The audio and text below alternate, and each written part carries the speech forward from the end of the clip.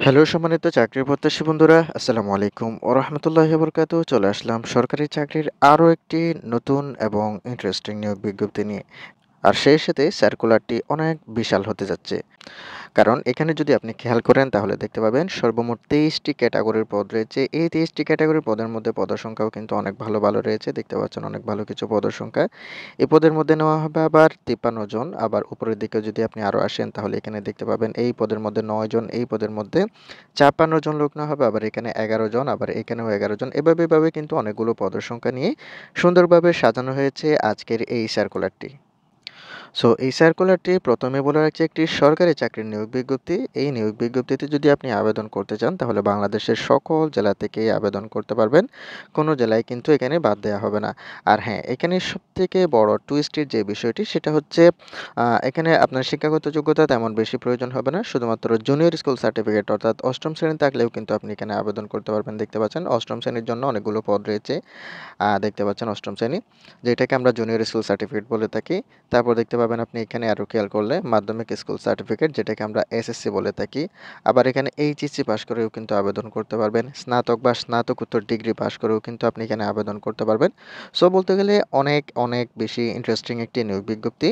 So যাই হোক, সম্পূর্ণ নিয়োগ বিজ্ঞপ্তিটি আমরা আজকের এই ছোট্ট ভিডিওতে একে আলোচনা করব, অর্থাৎ পদের নাম, পদের সংখ্যা, বেতন স্কেল, শিক্ষাগত যোগ্যতা এবং যে সকল জেলার প্রার্থীগণ আবেদন করতে পারবেন, আবেদন কিভাবে করতে পারবেন, কত তারিখের মধ্যে আবেদন করতে হবে, এই টু জেড। সো আশা করি সম্পূর্ণ ভিডিওটি জুড়ে আমাদের সাথেই থাকবেন। প্রতিবারের মতন ছোট্ট একটা রিকোয়েস্ট করছি, আপনি যদি এখনো পর্যন্ত আমাদের এই চ্যানেলটি সাবস্ক্রাইব না করে থাকেন তাহলে আমাদের চ্যানেলটি এখনই সাবস্ক্রাইব করে আমাদের এই ছোট্ট পরিবারের সদস্য হয়ে যাবেন। আর যারা অলরেডি সাবস্ক্রাইব করে রেখেছেন তাদেরকে থ্যাংক ইউ সো মাচ। বন্ধুরা, আমরা আজকে যে নিয়োগ বিজ্ঞপ্তি নিয়ে আলোচনা করব, এই নিয়োগ বিজ্ঞপ্তিটি প্রকাশিত হয়েছে গণপ্রজাতন্ত্রী বাংলাদেশ সরকারের প্রধান প্রশাসনিক কর্মকর্তার কার্যালয় প্রতিরক্ষা মন্ত্রণালয় থেকে প্রকাশিত একটি সার্কুলার নিয়ে। সো যাই হোক, এই সার্কুলারটিতে আমরা যে সর্বমোট ২৩টি ক্যাটাগরির পদ দেখতে পেয়েছি, এই ২৩টি ক্যাটাগরির পদের মধ্যে আমরা একদম শেষ থেকে দেখিয়ে দেবো, অর্থাৎ ২৩ নাম্বার, ২২ নাম্বার, ২১ নাম্বার, ২০ নাম্বার, এভাবে কিন্তু আমরা উপরের দিকে আসতে যাচ্ছি। সো এখানে আমরা প্রথমে যে পদটি দেখতে পাচ্ছি পরিচ্ছন্নতা কর্মী, এই পরিচ্ছন্নতা কর্মীর মধ্যে ৬ জন লোক নেওয়া হবে, বেতন দেওয়া হবে ২০,০১০ টাকা করে। যেখানে শিক্ষাগত যোগ্যতা প্রয়োজন হবে শুধুমাত্র জুনিয়র স্কুল সার্টিফিকেট, যেটাকে আমরা ৮ম শ্রেণী বলে থাকি। শুধুমাত্র ৮ম শ্রেণী পাস করেই কিন্তু আপনি এখানে আবেদন করতে পারবেন। দেন মালি বা গার্ডেনার, এখানে দেখা যাচ্ছে ২০,০১০ টাকা করে বেতন দেওয়া হবে। শিক্ষাগত যোগ্যতা প্রয়োজন হবে শুধুমাত্র জুনিয়র স্কুল সার্টিফিকেট অর্থাৎ ৮ম শ্রেণী। দেন সংশ্লিষ্ট কাজে অবশ্যই আপনার অভিজ্ঞতা থাকতে হবে।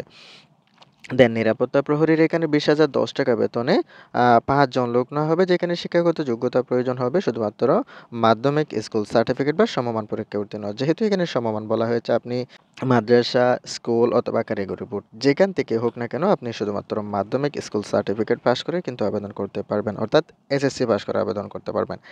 দেন দেখা যাচ্ছে লস্করের এখানে একজন লোক নেওয়া হবে। শিক্ষাগত যোগ্যতা প্রয়োজন হবে মাধ্যমিক স্কুল সার্টিফিকেট বা সমমান পরীক্ষায় উত্তীর্ণ।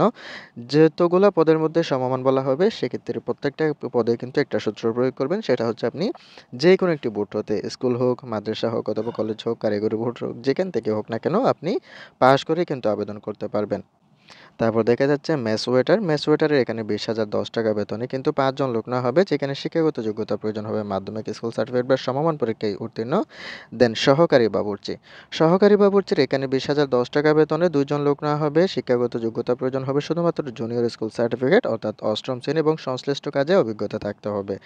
১৭ নম্বরে দেখা যাচ্ছে বাবুর্চির এখানেও দেখা যাচ্ছে শিক্ষাগত যোগ্যতা ৮ম শ্রেণী এবং সংশ্লিষ্ট কাজে অভিজ্ঞতা থাকতে হবে।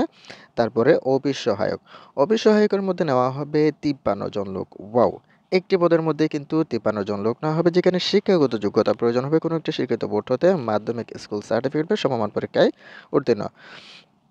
দেখেন দেখা যাচ্ছে এখানে ফটোকপি অপারেটর এখানে ২১,৩১০ টাকা বেতনে শিক্ষাগত যোগ্যতা প্রয়োজন হবে, যে দেখতে পাচ্ছেন উচ্চ মাধ্যমিক সার্টিফিকেট বা সমমান পরীক্ষায় উত্তীর্ণ এবং সে সাথে ফটোকপি মেশিন চালনায় বাস্তব অভিজ্ঞতা থাকতে হবে এবং কম্পিউটার ব্যবহারে দক্ষতাও থাকতে হবে।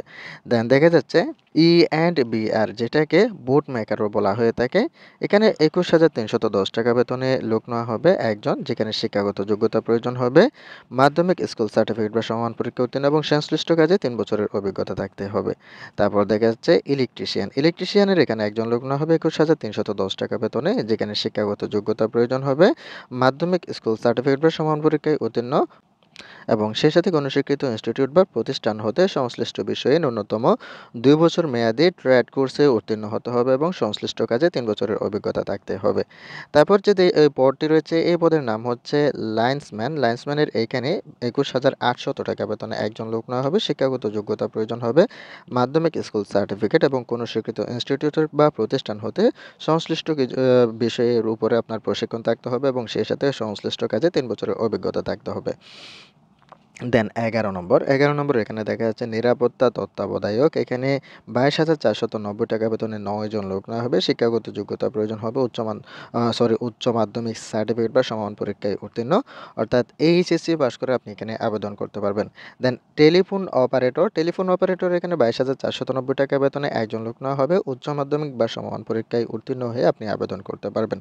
দেন অফিস সহকারী কাম কম্পিউটার মুদ্রাকরিকের এখানে ৫৫ জন লোক নেওয়া হবে। ওয়াও! আরো একটি ইন্টারেস্টিং পদ। এই পদের মধ্যে ৫৫ জন লোক নেওয়া হবে এই একটি পদে, যেখানে শিক্ষাগত যোগ্যতা প্রয়োজন হবে উচ্চ মাধ্যমিক সার্টিফিকেট বা সমান পরীক্ষায় উত্তীর্ণ এবং সেই সাথে কম্পিউটার চালানোর দক্ষতা থাকতে হবে এবং এখানে আপনার কম্পিউটারে প্রতি মিনিটে আ ইংরেজিতে এবং বাংলাতে টাইপিংয়ের গতি থাকতে হবে ২০ শব্দ করে এবং কম্পিউটারের ওয়ার্ড প্রসেসিং সহ ইমেইল, ফ্যাক্স মেশিন ইত্যাদির পরিচালনায় আপনার দক্ষতা থাকতে হবে।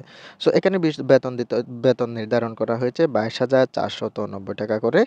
আ তারপরে দেখা যাচ্ছে ৬০ মুদ্রা করে কম্পিউটার অপারেটরের এইখানে দেখা যাচ্ছে ২৪,৬৮০ টাকা বেতনে ১১ জন লোক নেওয়া হবে। আবারও একটি ইন্টারেস্টিং পদ।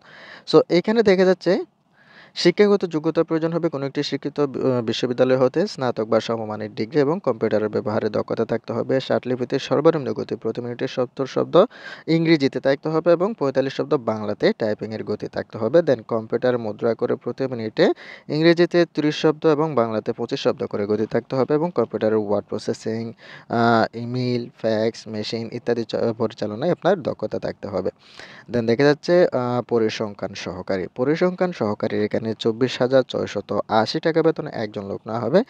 শিক্ষাগত যোগ্যতা প্রয়োজন হবে স্নাতক বা সমমানের ডিগ্রি এবং সেই সাথে ৬ নম্বর যে পদটি রয়েছে এই ৬ নম্বর পদের নাম হচ্ছে উচ্চমান সহকারী। উচ্চমান সহকারীর এখানে ২৪,৬৮০ টাকা বেতনে আবারও ১১ জন লোক নেওয়া হবে একটি পদে। সো এখানে দেখা যাচ্ছে কোনো একটি স্বীকৃত বিশ্ববিদ্যালয় হতে অনন্য ২য় শ্রেণীর বা সমমানের সিজিপিএতে স্নাতক বা সমমানের ডিগ্রি থাকতে হবে এবং কম্পিউটার ব্যবহারে দক্ষতা থাকতে হবে। কম্পিউটার মুদ্রা করে প্রতি মিনিটে ইংরেজিতে থাকতে হবে ৩০ শব্দ করে গতি এবং বাংলাতে থাকতে হবে ২৫ শব্দ করে গতি। দেন কম্পিউটারে ওয়ার্ড প্রসেসিং সহ ইমেইল, ফ্যাক্স মেশিন ইত্যাদি পরিচালনায় আপনার দক্ষতা থাকতে হবে। দেন দেখা যাচ্ছে নকশাকার। নকশাকারের এখানে ২৬,৫৯০ টাকা বেতনে লোক নেওয়া হবে ৫ জন, যেখানে শিক্ষাগত যোগ্যতা প্রয়োজন হবে উচ্চ মাধ্যমিক সার্টিফিকেট বা সমান পরীক্ষায় উত্তীর্ণ এবং সেই সাথে কোনো স্বীকৃত একটি ইনস্টিটিউট বা প্রতিষ্ঠান হতে সংশ্লিষ্ট বিষয়ে ২ বছরের ট্রেড কোর্সে উত্তীর্ণ হতে হবে। দেন ৪ নম্বরে দেখা যাচ্ছে certificate cum computer operator. Certificate cum computer অপারেটরের এখানে ২৪,৫৯০ টাকা বেতনে লোক নেওয়া হবে ১ জন, যেখানে শিক্ষাগত যোগ্যতা প্রয়োজন হবে স্নাতক বা সমমানের ডিগ্রি। ৩ নম্বরে দেখা যাচ্ছে কম্পিউটার অপারেটর। কম্পিউটার অপারেটর এখানে ২ জন লোক নেওয়া হবে ২৬,৫৯০ টাকা বেতনে। শিক্ষাগত যোগ্যতা প্রয়োজন হবে স্নাতক বা সমমানের ডিগ্রি এবং সেই সাথে কম্পিউটার চালানোর দক্ষতা থাকতে হবে।